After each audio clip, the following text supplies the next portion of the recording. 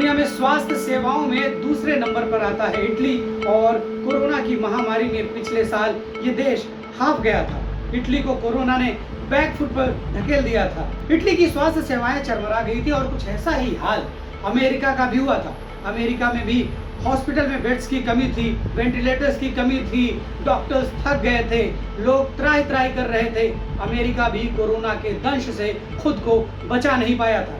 उस दौरान भारत ने खुद को संभाला, लॉकडाउन किया, कोविड डेडिकेटेड अस्पताल बनाए, पूरी रूपरेखा तैयार की, पीपीई किट बनाए, मास्क बनाए, आत्मनिर्भर हुआ, दवाइयों का भी उत्पादन हुआ। भारत जो जो कर सकता था उसने लगातार किया, पूरी जिम्मेदारी के साथ किया। इसी साल मार्च में कोरोना के नए वेरिएंट ने भारत में कहर मचा दिया, जो कि और भी खतरनाक तरीके से म्यूटेट था। कोरोना संक्रमितों की बाढ़ आ गई और अस्पताल भरे पड़े मिले।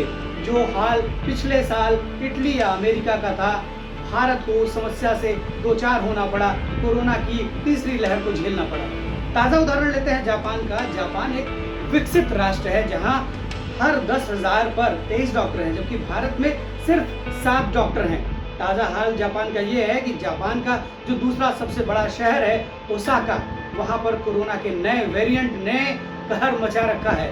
अस्पताल भरे पड़े हैं, वेंटिलेटर की कमी से देश जूझ रहा है। वहाँ के डॉक्टर भी थकान से भरे हुए हैं। वहाँ के डॉक्टरों का तो कहना है कि उनका जो मेडिकल उनकी फैसिलिटी है वो कोलैप्स की ओर है, यानी कि स्वास्थ्य सेवाएं चरमरा गई हैं, पतन की कगार पर हैं। अब अगर हम इटली, जापान या फिर अमेरिका की स्वास्थ्य सेवाओं से भारत की तुलना करें तो इस बात से इनकार नहीं किया जा सकता कि भारत इन देशों से स्वास्थ्य सेवाओं के मामले में पीछे हैं, लेकिन कोरोना के मामले में इन देशों से बेहतर डट का मुकाबला किया भारत ने। अगर जनसंख्या के लिहाज से भी देखें तो 140 करोड़ लोगों का देश है हमारा, और ऐसे में भारत ने कोरोना की तीसरी लहर से नुकसान तो हुआ लेकिन डट कर मुकाबला किया।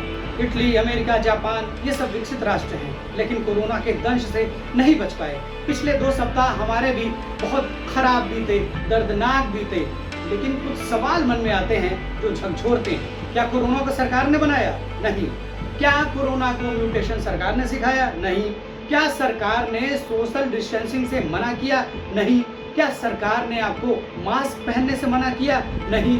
सरकार ने क्या आपको चेतावनी नहीं दी? क्या वैक्सीन के खिलाफ दुष्प्रचार सरकार ने किया? नहीं। क्या दवाइयों की कालाबाजारी सरकार ने की? नहीं। क्या ऑक्सीजन सिलेंडरों की जमाखोरी केंद्र सरकार ने की? नहीं। क्या हम एक बार भी सोचते हैं कि हम अपने अधिकारों को लेकर तो मुखर होते हैं, लेकिन क्या अपने कर्तव्यों को लेकर इतने संवेदनशील होते हैं? क्या इस देश का विपक्ष संवेदनशील है, जिम्मेदार है? अगर होता तो वैक्सीन के खिलाफ दुष्प्रचार नहीं करता, सरकार को घेरने के लिए कथित रूप से टूल किट नहीं बनाता। ये महामारी का चुनौतीपूर्ण बुरा दौर है, और इन सब के बीच अच्छी बात यह है कि देश की कमान एक ऐसे व्यक्ति के हाथ में है जो मजबूत है और अडिगता के साथ, मजबूती के साथ देश को थामे हुए है। जय हिंद।